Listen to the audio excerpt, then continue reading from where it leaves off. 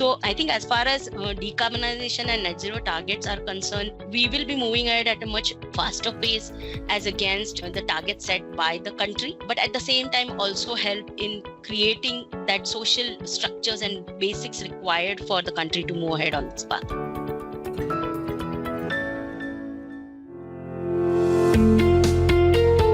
Hello and a warm welcome to a very special podcast series, Unusual Suspects. I'm your host, Gaurav Chaudhary. This is a series about unraveling stories of entrepreneurs, investors, professionals, and philanthropists who are disruptors, yet not in your face. Their disruptions have consistently delivered on the purpose and the mission they've embarked on. Their values are as strong as the mission.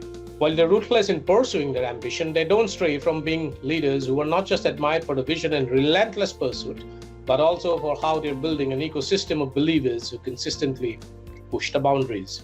In each episode, I speak to one such leader, talking to her or him or them about their businesses, lives, inspirations, interests, challenges, pivot moments and turning points, successes, and the little joys of life and work. It is as much about the personal life stories as about their entrepreneurial, professional, and philanthropic journeys. Unusual Suspects streams on earshot.in, spotify.com, Apple Podcasts, YouTube Podcasts, moneycontrol.com, and a host of other podcast streaming platforms and directories. For this episode, I'm happy to welcome someone who has been instrumental in leveling up the Godrej Enterprises Group sustainability initiatives. Tejashree Joshi is a leading environmental and sustainability expert in this area, and she's leading the environmental sustainability program and the division for the Godrej Enterprises Group, and has spearheaded several first of its kind biodiversity initiatives at the conglomerate. With 18 years of experience in embedding sustainability into business operations, Tejashree has facilitated strategic targets setting and achievement on the Godrej Group Sustainability Initiative of Good and Green Vision 2020. She leads programs like environmental studies and planning for new establishments and projects, design and development of environmental management systems, and is also responsible for managing environmental legal compliance performance across all businesses of Godrej Enterprises Group and ensuring extended producers' responsibility conformance for e-waste and plastic waste. A list of achievements run long, and we'll address everything in the course of this conversation. Welcome, Tejashree. Delighted to have you on Unusual Suspects. Thank you, Gaurav. Thank you so much for having me on this podcast. Tejashree, let's start with something very basic and fundamental. And leading the sustainability initiatives of a very large conglomerate with a 127-year-old legacy and counting requires a lot of things. It requires, among other things, adaptability and collaboration, because a lot will also depend on anticipating trends. You have to be ahead of the curve, otherwise you'll always be playing catch up, isn't it? Particularly in adopting best practices. How daunting do you find this task of steering decarbonization efforts at a company with its diverse interests and also very wide geographical spread? Tejashree? Gaurav, while you're right, looking at the spread, the width and the depth of the organization and the diversity of industrial sectors into which the organization has its products and services, it is a challenge to drive a common agenda and a strategy on sustainability. But at the same time, I think there are a lot of synergies between all the businesses in terms of the core values that we share as an organization. Being 127 years in business doesn't come without a strong foundational base and values. And we have actually identified environment stewardship as one of the fundamental values on which our businesses are based and endeavor to do everything under each of the businesses. So that ties in all our business units, 14 of them, as I mentioned earlier. And we have a common goal or a common strategy in which we want to drive this. So while the applicability of this strategy may change according to the business profile, according to the nature of the business and its customers and its environment in which it operates, the fundamentals of how do we drive it is crafted in a very well defined strategy on sustainability, what we call as the good and green strategy, which gives us a very clear direction in terms of what do we want to achieve on each of those material indicators we have identified for the organization as points of action and impact that we want to create while doing our businesses, and which gives us a very clear pathway in terms of where do we want to reach and how do we want to progress on each of these indicators. Collectively, when the 14 businesses aggregate, Godrej Enterprise Group creates its impact on through its businesses on the environmental sustainability indicators that we have crafted ourselves for. And that's how we actually approach the entire endeavor to make our businesses more responsible with a minimal cost to environment and amplifying the value it creates for our customers. So while it is challenging and yes, at times daunting in terms of synergizing everybody, but I think we take both the top down and the bottoms up approach in terms of looking at how this is very synergetically and integrated with the business's operations. The sustainability indicators are driven and acted upon with the endeavor of reaching our final goal. Tejashree, one task and one responsibility of leading such a complex, diverse, large organization in this space is also that you have to align the goals with the national goals. Decarbonizing the manufacturing sector is a key goal for India as it seeks to be competitive in global markets. Can you take us through the technology and process innovations that have helped you pivot to eco-friendly manufacturing? Yes, decarbonization is one of our targets under the good and green. In fact, we have aligned two of our goals with this particular aspect. One is actually improving our energy productivity. So the approach we take for decarbonization is first step is to improve efficiencies. And that's where you start. You just don't start, just offsetting your footprints or reducing your footprints. But it starts with building in efficiencies. And that's the first step that we take. And with that, for that, we have a goal of achieving 60% improvement in our energy productivity for all our manufacturing operations. Now, Good and Green started in 2010, and over the last 10 years, we have actually improved this energy productivity to the tune of almost around 96%. And from there on, now we intend to improve it further by 60% by the next decade, by end of financial year 32. And that can only happen if we are looking at very micro level, looking at all the processes that we drive in our manufacturing, looking at what are those hotspots where high energy consumptions are happening, and then taking very quick actions in terms of addressing those hotspots, reducing the losses, and building in efficiencies in each of our manufacturing operations to a very, very micro level of each line of operation. And we do that using smart technologies in terms of smart sensors, the IoT-based systems, and of course, build in artificial AI, which gives us an indicator in terms of where are the actions that are required to be taken to keep not only maintain the efficiencies we have built in, but also keep improving it with each of our processes. Now that's on the machines, but there are also another actions that you can take in terms of realigning the processes to more energy efficiencies. Like what we have done is looked at the chemistry of our processes, look at other options of chemicals that we use in our process, which operate at lower temperatures than the traditionally used chemistry that was going into the processes. And we have also improvised on that and now started using chemicals which operate at room temperature rather than where you needed to heat them to around 60 degrees, 65 degrees. In turn, the whole process efficiencies and energy requirements have come down. So looking at each aspect of manufacturing, not only in the machines, but also on the process level is very important for us to keep building those efficiencies. And when we say energy efficiency, it's not just one type of energy. It's all forms of energy that we look at to build in efficiencies, including the use of renewable energy and its efficiency. So this is the first step, that develop your efficiencies.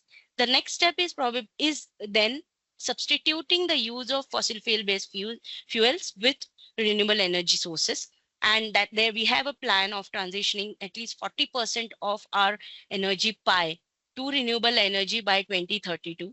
And when I'm saying this, all this aligns to the pathway of 1.5-degree decarbonization, which the world is today having an endeavor to follow after the Paris Accord and the agreements. Therefore, India as a country has committed to a nationally determined contributions, and we aim to achieve net zero by 2070.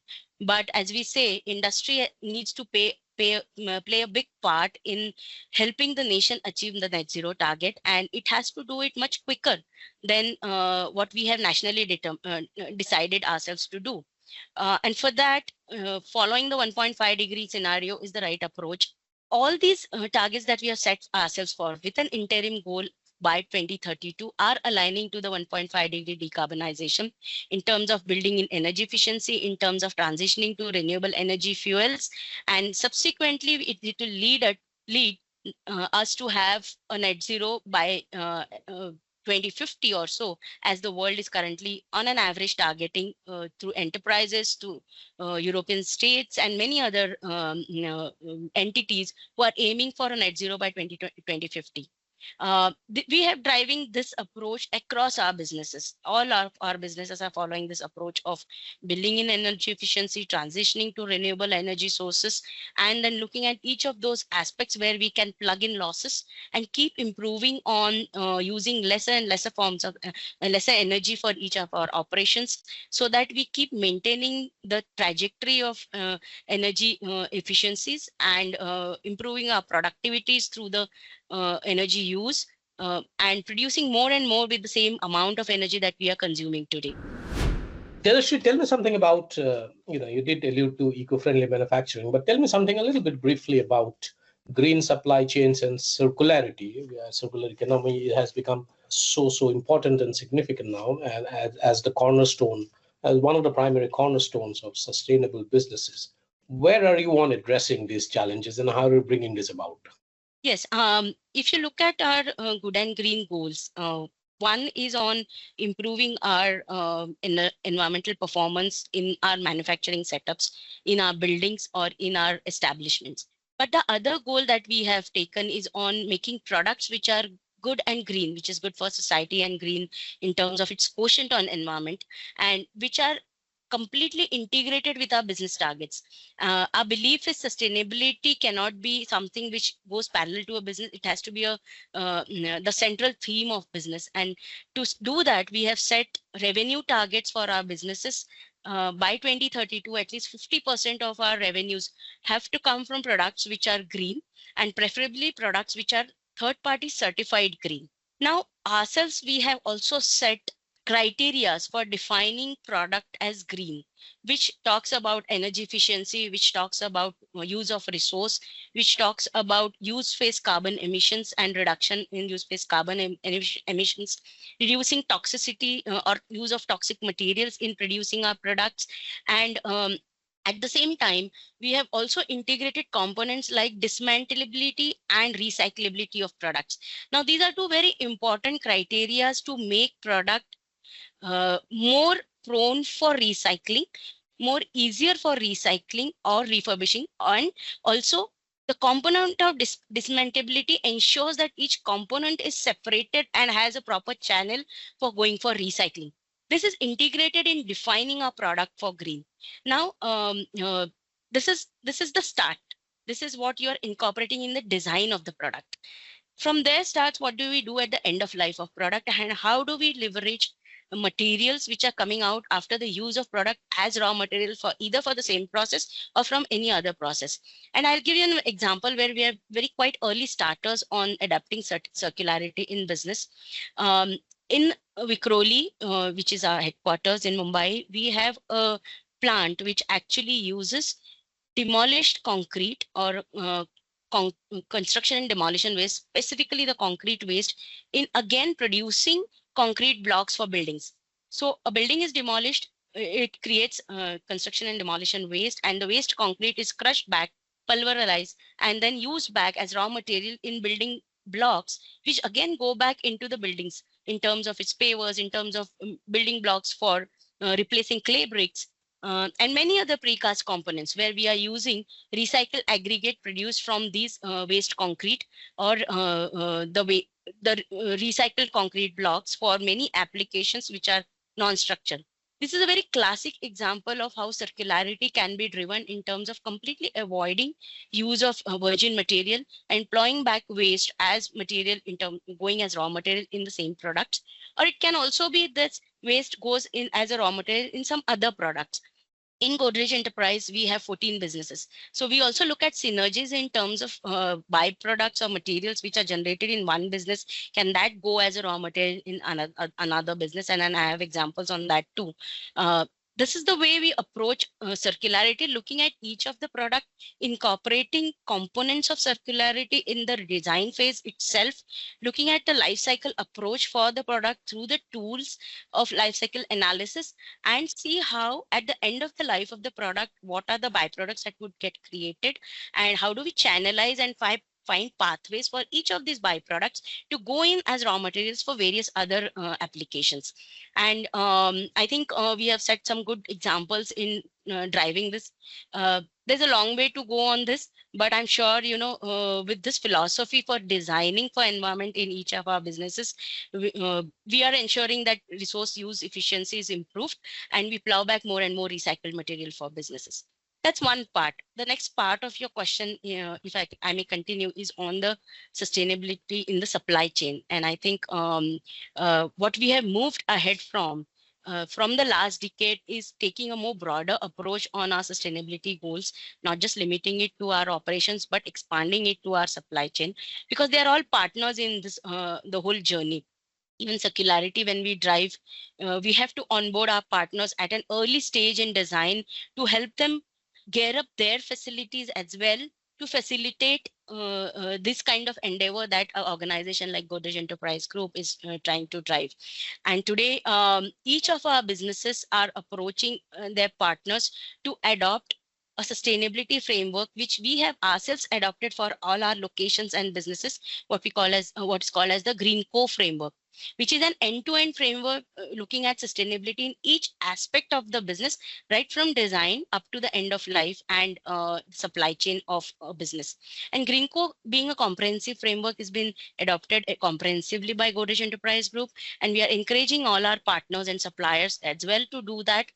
We have a goal that by 2032, the interim targets that we have set for ourselves, at least 80% of our domestic purchase value have to come from our partners who have certified green co facilities or have certified green products that they supply to us, or have embarked on a journey on science-based targets, which is on decarbonization. And to do that, each of our businesses are driving various approach, but the central theme is to adopt a cluster-based approach where clusters of similar suppliers are grouped together, and this sustainability initiatives are driven through other circle programs like TPM programs, TQM programs, integrating sustainability into these programs and driving it through each of our supplier base. Tejashree, let's talk a little bit about net zero and 2070. The government has set a target of achieving net zero by 2070, and the Prime Minister himself has made this announcement. So we have set a clock for it. Do you think it is an ambitious target, and how has your company aligned with that vision? Definitely, it's an ambitious target for a country like India, which is on a growth path. And we know that, the kind of economic growth that we are looking for ourselves to take, energy is going to be centrally required, and most important, probably the most important resource that we will be requiring for moving ahead or keeping pace with the trajectory that we have set ourselves as a country on the economic growth. But I think what is essentially required for us to do is how do we make this transition more responsible in terms of environmental impact, as well as equitable, and look at how the society aligns with this transition. And as far as Godrej Enterprise Group is concerned, like I mentioned a few minutes back, enterprises, rather not just Godrej Enterprise, but all corporations need to have a more stringent trajectory than what India has set itself for. Because if you look at a country, there are so many more aspects that the government have to consider when they're looking at this whole transition, in terms of employment, in terms of job opportunities, in terms of the social aspects as well. But as companies, I think we are in a position to facilitate this transition for the country by taking more ambitious goals. And as I said, our goals are aligned to the 1.5-degree decarbonization transition scenario, and we intend to keep track and achieve that. And I'm sure we'll be able to do that much ahead of the time that we have set ourselves for, and continue this trajectory.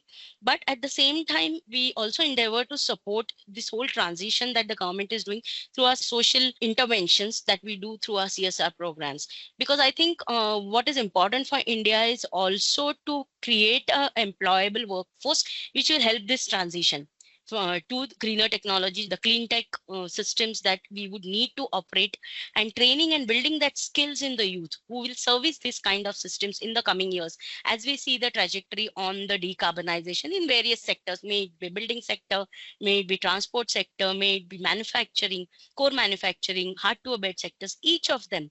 This transition has to be supported by skilled workforce. And I think our program on skilling through the employability initiative, what we call as Disha, is also now enabling on building these skills in youth who can then in future be ready in the market to help serve these kind of transitions that are required for moving the whole economy on a greener path and more responsible path. So I think as far as decarbonization and net zero targets are concerned, we will be moving ahead at a much faster pace as against the targets set by the country. But at the same time also help in creating that social structures and basics required for the country to move ahead on this path. Tejashree, finally, let's talk about your work involving the expansion of wetlands, particularly mangroves. They're, of course, a natural shield for our coastline. I understand that this project has also culminated in innovative products like a mangroves app and a children's storybook. Tell me more about this. Yes, Gaurav, thanks. I mean, this is one of our a project which is very close to the Godrej Enterprise Group, and it dates back much before then we started our Good and Green journey. Our lands in Vikhroli host this luxuriant mangrove patch of over hundreds of acres along the western banks of Thane Creek and aligning the entire property in Vikhroli. And since the land was bought by the family in Vikhroli, there was always a consciousness that this is a forest which is existing on the land. And way back in early 1980s, the founders commissioned a team of experts to identify the importance of these forests. And as you would agree with me, back then there was very little information about what mangroves are, how important are they for cities, a coastal city like Mumbai, and why do we need to protect them. And this expert group, which was led by the late Dr. Salim Ali, guided the organization in terms of how do we approach conserving these mangroves on our lands. And the decision of conserving them to posterity was taken back then when really there were huge pressures on real estate development in the city. But being the visionaries that the Godrej family and late Mr. Sorabji Godrej and his brothers were, they actually carved out this land for protection, conservation of the mangroves forest. And since then, we have been approaching this conservation based on the three-pronged approach of research, conservation, and awareness. The research that we do on the forest, and which continues since it was first commissioned to understand the forest and its biodiversity way back in late 1990s, continues on very different aspects of the ecosystem, including we have done a study on the carbon sequestration of these mangroves and how much of the carbon stock it holds within itself. It also gives us an insight on the kind of biodiversity and the ecosystem services that these forests are today providing to a city like Mumbai, which has very huge pressures due to anthropogenic activities. Research leads to what do we do on conservation for these forests and how do we protect them and help them grow in a more healthier way. And if you ever come to Vikhroli and see the mangroves, you would see that they are much healthier than many other mangrove forests that you will find not in the city but elsewhere as well in the country. And that's a clear indication of how responsibly do we drive our upstream industrial activities, so that it's a symbiotic relation between industry and nature, and we are able to demonstrate that.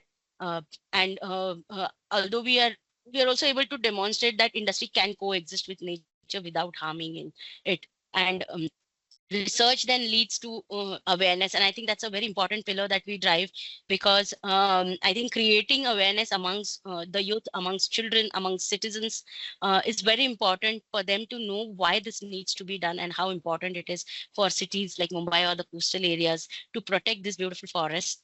And we do not only we do it on our lands, but we are also partnering with organizations like WWF to spread this word across the coastal states in Mumbai, in the country, and using technology to do that through the app that you just mentioned, which gives scientific information on all the species of mangroves that are found not only in India but Southeast Asia.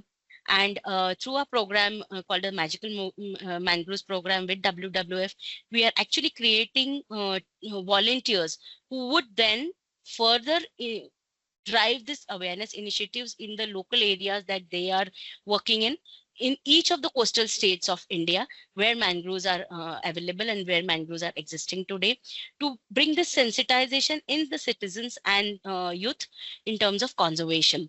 And while doing that, we are also looking at how do we reach out not just beyond Mumbai, Maharashtra, and the coastal states of India, but likewise beyond and internationally. And this app has been a great tool in reaching out to conservationists beyond the country. Almost more than 130 countries have used this app for looking at mangroves and conservation through their research communities and students communities. And this endeavor continues. Over last 5 years, we have been able to sensitize over 1 lakh of youth and citizens through our various programs on conservation, and particularly on the mangroves conservation.